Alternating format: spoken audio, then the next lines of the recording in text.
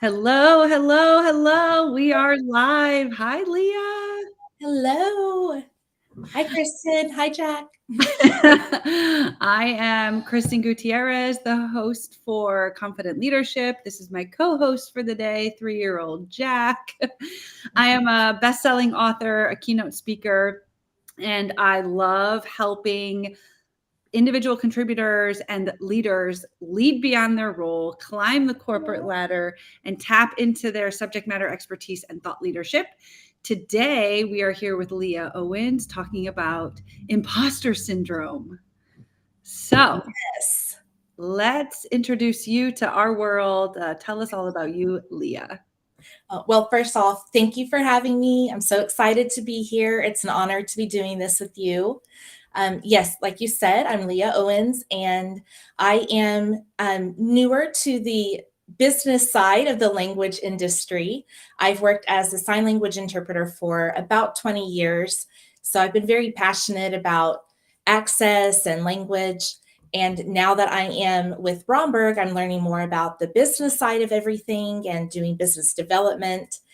And with this change, it has also ushered in new feelings and new emotions that I am experiencing. Hence why we are here today to talk about imposter syndrome. Yes, but we all have imposter syndrome every day, all day, different seasons of life, depending on the things. And I told you that I met hard of hearing people for the first time. I didn't realize it, right? That I had never been in this industry 20 years and had never actually interacted with a deaf person. And as a ASL interpreter yourself, I know we talked a little bit about that a few months ago because there is something about everything in life. You think you have something mastered, and then you meet, you're faced Yes, with this other thing, and you're like, oh, I didn't know absolutely. what I didn't know. Yes, for sure. I have had the privilege of having my national certification as an interpreter, and it's been wonderful. I've loved working in the community. And now, kind of switching gears, I'm still obviously working with language and language access, but it's just a little different, scenario. So I have dealt a lot with this myself, because coming from a situation where I was very comfortable, very familiar with what I was doing as an interpreter. I had done it for so long, it was just kind of almost, it just was very routine. So now I've switched, and this has definitely challenged me to go outside my comfort zones, but that's not always a bad thing. That's usually how we grow, and it's Yeah. usually what I know I needed. Yeah. Yeah. So when you think about the concept of imposter syndrome, and I know in preparation for this, you did um, an image, you put Mhm. an image up on social media, right? So like, tell us from your perspective what imposter syndrome means. Yeah, that image that I used on LinkedIn, it really resonated with me because um, obviously we're both moms and we kind of wear our capes daily and we're handling and juggling so many different things, but we're not always giving ourselves that credit. We're not always giving ourselves that grace to not be perfect on things. And so that person who's looking in the mirror sees something totally different than what the real image is behind her. Mhm. And I feel like that is imposter syndrome, to a T, where we're not always seeing things for what they really are, but instead we're comparing them to what we think they should be. Yeah, for sure. And we are our own worst critics. And so it's really hard when we think, "Oh, I'm not the expert in sales. What gives me the right to be able to sell this service that actually I have been, as an ASL interpreter, I've been providing to the community for all my life. But now to sell it. Like, what does that mean? I had the same imposter when I started working for myself. I'm a sales veteran. My parents are both salespeople. But all of a sudden, selling for yourself, you're like, well, hold on. Like, what do I do? And my mentor was like, you get out of your own way. You put one step in front of the other and you simply start having conversations, right?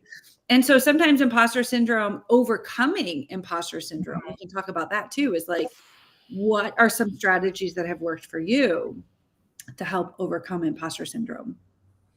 Yes, I've definitely needed to implement some strategies on this one. I think one thing that was incredibly helpful was having a mentor like you in the field. I think it's really honestly been life changing because it's like inside, I have good ideas and I think I know what I should do, but it's having that confidence to follow through on that and to try it. Just try the idea, see if it works. Let me run this by you. Does this sound like this is logical? Does this sound like, something that could work? So I think it's really important to find someone that you can talk to. And it may not even necessarily be someone in the exact same line of work as you, but just someone that you trust, someone that you feel like is going to get you when your kid is homesick and you've got to do a LinkedIn Live. Hey, we got to roll with it, right? You got to get the person who can get that. No, no, but I love it. Like asking for help. Mhm. So I talk about it in my book, Be a Better Sales Leader. I have a section on imposter syndrome, but then it's also kind of all throughout. Like the first pillar of the book is about asking for help and finding mentors, Yeah, right? We're so lucky that we got paired together in a mentor absolutely. mentee relationship who, oh, by the way, share the same birthday, we found out, right? It was meant to be. Kiss me. Yeah, but I mean, you do have to continuously, even I would say, like somebody like myself who appears to have it all figured out. I obviously don't, right? So, how am I continuously asking for help, finding more mentors? Sometimes I'm paying for those mentorships because it comes to a point in our career that well, the people that we really want to be mentored by, maybe they're too busy to give it to us for free, right? And it is important that what's that? You're in demand, makes sense. Yeah. And then it's like, what other industry associations can somebody plug into to find help? What are the courses online where they can find help? Mhm. And then what are some of the other strategies, would you say, to in addition to asking for help? Yeah, that has definitely been huge. I am good about doing research. Like, okay, I need to learn more about HubSpot.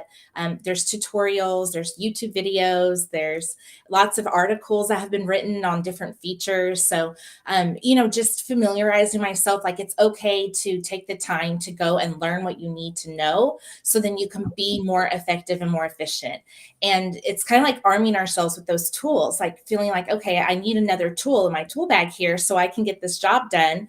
And we don't know everything. It's okay not to know everything. Yeah. But I think doing the research and being open and willing to learn, for me, that's been huge. Just like it's okay to say, I need a definition of what that means. I'm not always familiar with all the acronyms and things. So just being like, okay, I'm gonna be the one to ask. And Yeah. I've always been that way kind of because I think like if I'm asking that question, there's a good chance someone else is probably asking that question. So it's Right. okay to go ahead and voice it. Yeah. So there's a couple themes there is like always ask one more question. That was my motto for years. Oop, excuse you. And in fact, my best friend and I would joke because that applies to all things in life, right? Always ask one It's more true. question. We would joke that, oh my gosh, like had I just asked one more question about something in personal lives, I would have actually come to the answer sooner. So that's a good motto to follow. In addition to just knowing when and where and how, right? You can continue to grow because one of the things you touched on too was like failing forward, Yeah. right? And I did a LinkedIn live recently with a CEO of Terra Translations, Marina Alari, and that was all about failing forward. And I think often failing forward and imposter syndrome go hand in hand. It's like we have to get over ourselves. We have to get over the fear of failing and Mhm. recognize that failing is part of growth. And the more we learn by failing, the more we will kick that imposter to the curb. What are your thoughts? I love that because I think it's changing the viewpoint on mistakes, on failures. I think with social media, I feel like we went through a time period where it was like present the perfect, look, present the perfect, meal, the perfect living room. And, it's like, meanwhile, nothing in my life could resemble either of those things. So I think, yeah, being willing to grow and being willing to kind of be like, it's okay that I'm not perfect about this. It's okay that I'm going to learn and make mistakes, and I'm just got to keep going. And I think, that comes sometimes with maturity too, but just being willing to say, you know what, I'm a work in progress. It's okay to be a work in progress. There's nobody telling me I have to be perfect except myself. And Love kind it. of when you come to that realization, it's kind of freeing to be like, I'm really the only one who expects that. You have permission to be imperfect. You have permission to be your authentic self. And another thing I'm really passionate about in like this 2.0 version of continuing to be able to help people while having my day job and growing myself beyond my role is what I believe is like paramount for 2024 and beyond is like this concept of growing our growing our personal brands. Mhm. And like I was listening to a podcast yesterday about that in a different realm, but like the lesson is there are so many people who are salespeople in our industry. There are so many people who are ASL interpreters. There are so many people who XYZ, right? Who are moms. But like how you truly differentiate is by being you. Yeah. By coming through and being you as authentic you. And that is the differentiator. And when it's freeing, to your point, it's freeing when you have permission to be you, to know that as long as internally on branding, you're polite, you're considerate, you have how to have executive presence, or you're learning some of those things. And we could talk about all that too. But like, if that's locked, then ultimately you have permission to be you. And how freeing is that? It is. It's really, it gives you so much more satisfaction than feeling like you accomplished something perfectly, believe it or not. Like, I think that feeling of I'm me, I accept me, I'm working on myself, I'm growing, I'm learning, it's okay. I can ask for help, I can make mistakes. That is definitely a feeling and an emotion that, really is, it's one through sometimes, perseverance and trials and getting through things. But that is such a sense of accomplishment when you can get to that point, professionally, personally, whatever it may be, because they really do kind of go hand in hand. We try to separate it, but our emotions are involved in what we do. So, it's part of us. So, when we get to that place, it is very freeing and it's very rewarding. Plus, we're human. I mean, that's the whole thing about like the imperfect you, or like the highlight reel on social media being a little less so now and being more about like just showing up. I mean, obviously, post COVID, it's okay now in the corporate world to show up with your sick kid, or to be acknowledged that you're a mom with a sick kid at home, and like my day job's going to look a little different today, right?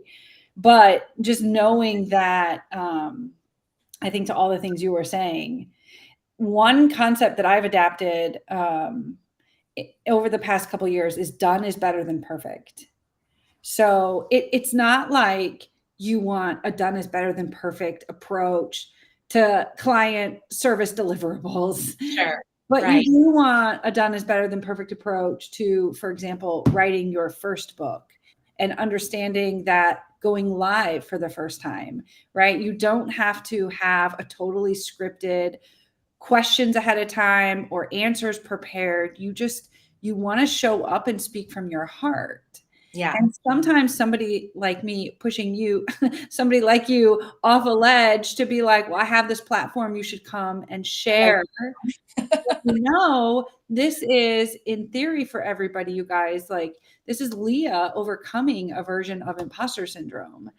And especially just now because of the sick kid and all the things, like knowing that as long as you just keep showing up and you have, in this case, the core message of imposter syndrome as the umbrella.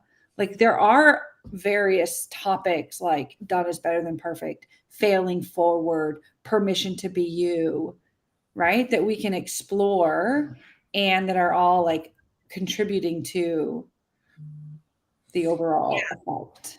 Yeah, absolutely. Because I think this is more than just buzzwords. It's more than just an interesting topic. Like it's very real. It's affecting us.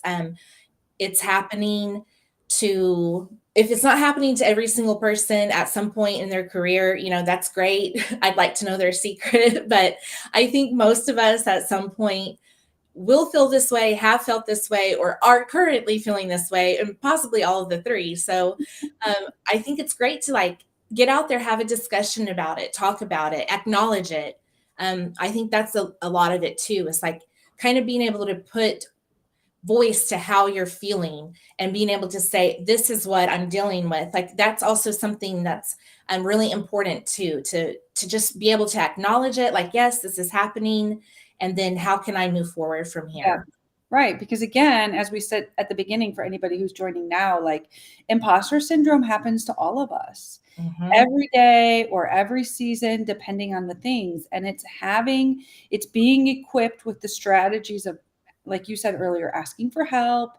We were talking about failing forward. We're Mhm. talking about done is better than perfect. And we're talking about showing up as you, Yep. authentically you. And like, that means like if you have a question, you ask. Nobody expects somebody who just because you were an amazing ASL interpreter for years and years and years that you would know the industry lingo or the acronyms, as you said, like Mhm. out the gate. Like these things have to be learned, and in our industry there are lots. But it's your willingness. The person who overcomes the imposter is the person who's willing to raise their hand and ask questions and ask for help. And I think too, it's really important to like look back and see where you started on something.